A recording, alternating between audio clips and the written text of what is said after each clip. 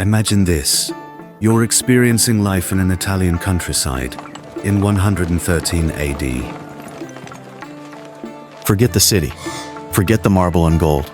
Most Italians never saw the Colosseum. Most never walked through the Forum. They lived here, in the hills and valleys of the Italian countryside, in small farms that fed an empire, in villages where life moved with the seasons, not the whims of emperors. This is 113 AD, the same year Trajan rules from Rome. But out here, 50 miles from the capital, the emperor might as well be a god in the sky. You're gonna live 24 hours as a small farmer in central Italy, not a wealthy villa owner with slaves and gardens, not a senator escaping city life for a weekend retreat. You're the backbone of the empire, the one who grows the grain, presses the olives, harvests the grapes.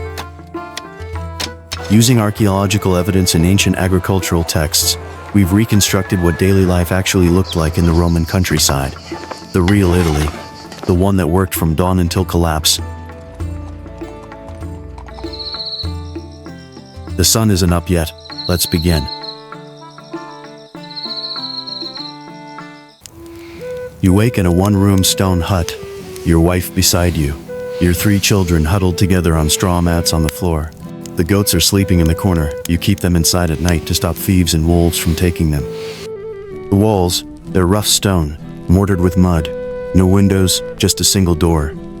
Smoke from last night's fire, it still hangs in the air, because there's no proper chimney, just a hole in the thatch roof that barely works. This is your farm. About 3.5 acres. Barely enough to feed your family and pay your taxes, you know. Your grandfather, he owned 12 before the Second Punic War. Then he was conscripted for 20 years of fighting. When he came back, well, the land had been sold for debt. Your father, he bought back half of it, and now it's yours.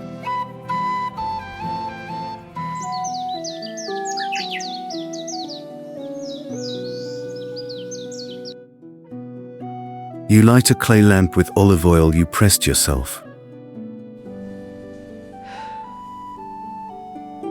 Your wife stirs. She's already planning the day.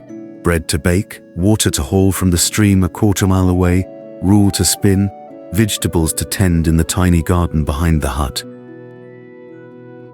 You step outside. The air smells like dew and manure. The stars are still out. You can hear roosters from the neighboring farms, each one triggering the next like a chain of fire across the valley. The sun breaks over the hills. You're already in the field. Plowing, always plowing. Mediterranean farming isn't like the north where you plow once and plant. Here, the summer heat sucks moisture from the soil. You have to plow repeatedly, raking the earth fine, keeping reeds down, conserving every drop of water the winter rains left behind. The field is small, rocky. The volcanic soil around here is rich in minerals, but thin. It exhausts quickly. Every few years you have to let it lie fallow, or plant beans to restore it. The wealthy estates down in the valley don't worry about this. They have endless fields, endless slaves. When one plot dies, they move to the next. You don't have that luxury. By mid-morning, your back is screaming. You've plowed half an acre. 3 more days, and this field will be ready. Then you move to the olive grove, then the vineyard, then the vegetable garden, then repairs on the storage shed, then the work never ends.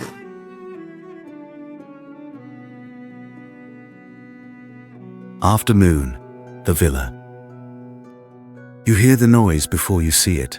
Laughter, music, voices carrying across the valley from the villa on the hill. That's Senator Publius Cornelius.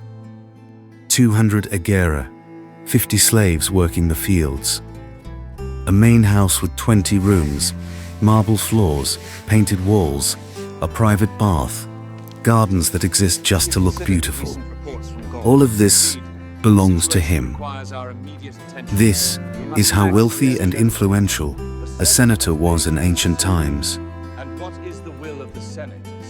You've never spoken to him.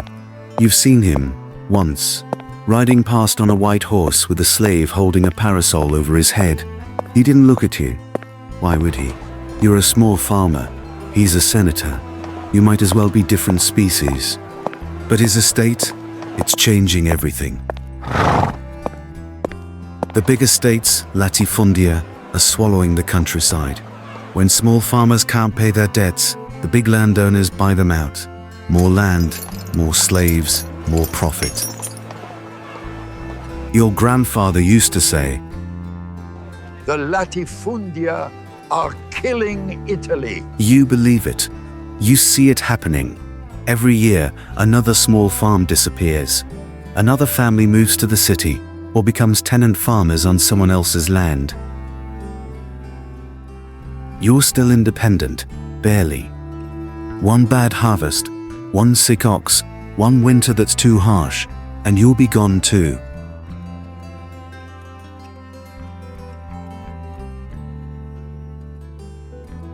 The sun is setting.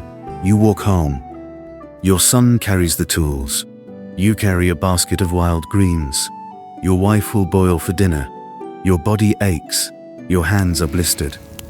This is what every day feels like. At the hut, your wife has the fire going. She's made a stew, beans, onions, a little bit of salted pork you've been saving. The smell makes your stomach clench. You haven't eaten a real meal in 2 days. The family sits on the ground around the fire. You eat from wooden bowls. No one talks much. Everyone is too tired. After dinner, you check the animals. The goats are fine. The oxen are exhausted but healthy. The chickens are in their coop, safe from foxes.